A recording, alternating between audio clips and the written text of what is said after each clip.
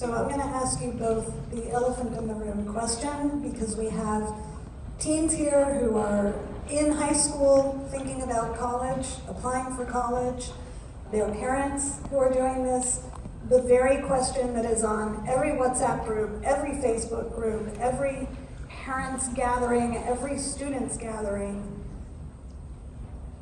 what do they do? Where do they go? You go first, Rudy. And really, let's keep it a little bit brief if we can, because we'll have one more question after that, and then we're gonna transition into the next segment of this. But what advice, basically, do you give high school students and their parents at this moment? Well, first thing I'll say is I'm very glad I'm not applying to college right now. But yeah, it's a really tough question, especially because the environment on campus can change relatively quickly. It depends a lot on individual students. The severity often can depend on what the global and international landscape looks like. I would say look really closely at the Hillel and Jewish life on the campuses that you're considering going to.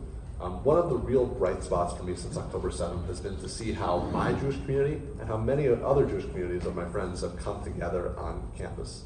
I think a lot of campus Jewish communities are stronger than they have ever been, and that has made it much easier for students on campuses where they're facing hatred to continue living as proud Jews. So I'd say really think a lot about the Jewish community on the campus you're going to, and I would say the environment should be a strong factor in your consideration, but it shouldn't be the only factor you consider.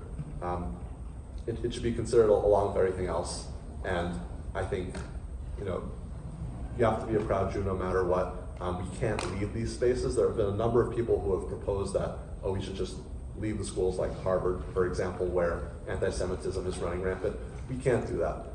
We as Jewish students have to keep going to places even where there are problems. And if we stick to our strong Jewish communities, we can do that.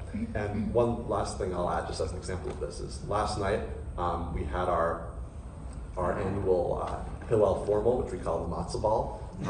We had the most turnout there of any year, any of the past 3 years that I've been on campus. So really look at your Jewish communities and don't back down. We need to be out there as proud Jewish students on every campus. Yeah, I'll add very short. When I was 17, which was a long time ago,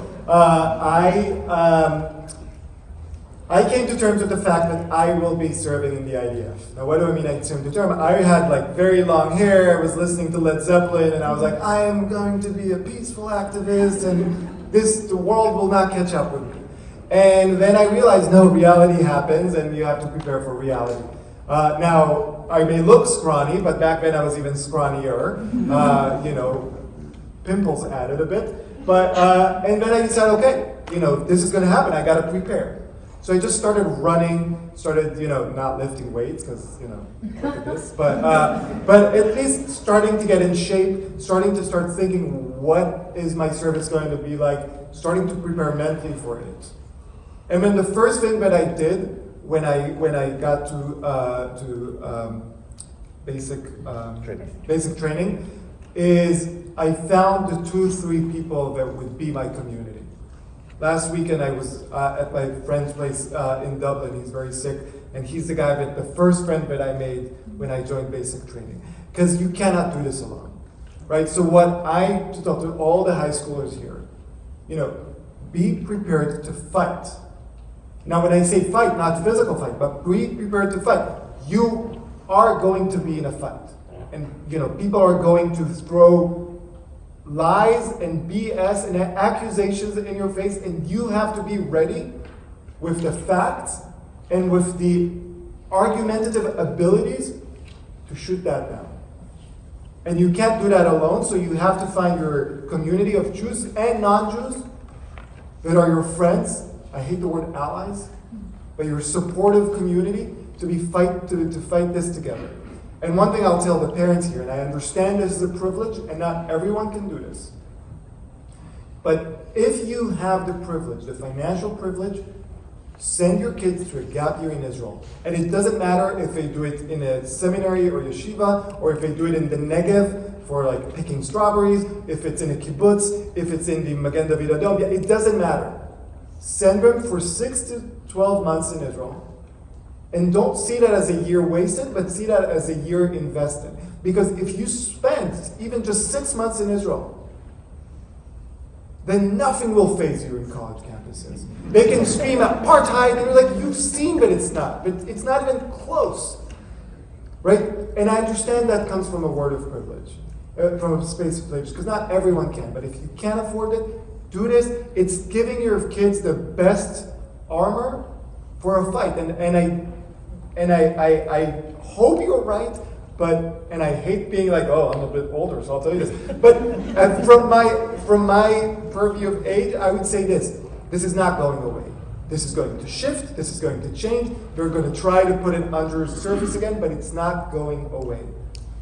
It's not, because it didn't start now. It's been going on for 2 months and for 2 decades, and we haven't paid attention, and it's going to stay here for at least 2 more decades. So you have to be ready. I was just going to say, yeah, it's been going on for 2,000 years. Yes. So, That's true. anti-Semitism's not going away. Yes. Well, no, I don't agree with that. Really, you don't? I do not agree with that. Sorry, I have to say, I know we're short of time, but you never heard this, right? Like in the civil rights movement, you never heard people saying, well, racism is never going to go away.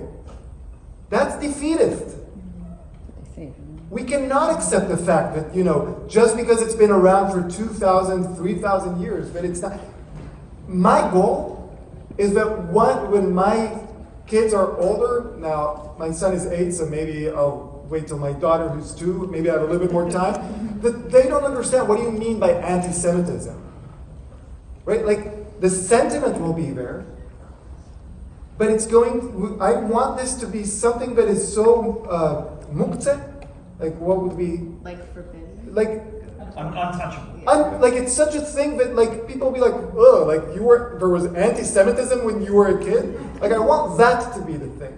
And we can't, like, say anti-Semitism is always going to be there. We need to fight it so it's not there. So that the people that are anti-Semitic will be considered the monsters that they are.